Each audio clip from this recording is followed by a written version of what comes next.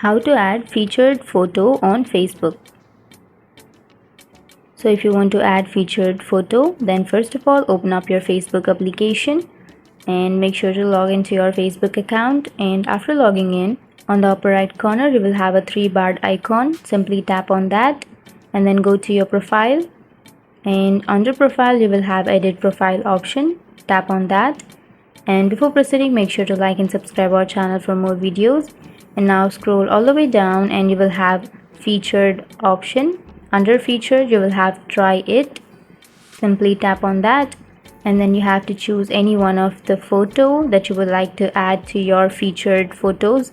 So after choosing the photo, tap on next, and then here you have to write something about the collection,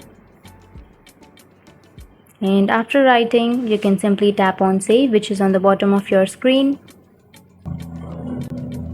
And that's it. That's how you add featured photo on Facebook. And if you have any questions, feel free to comment below. Thanks for watching.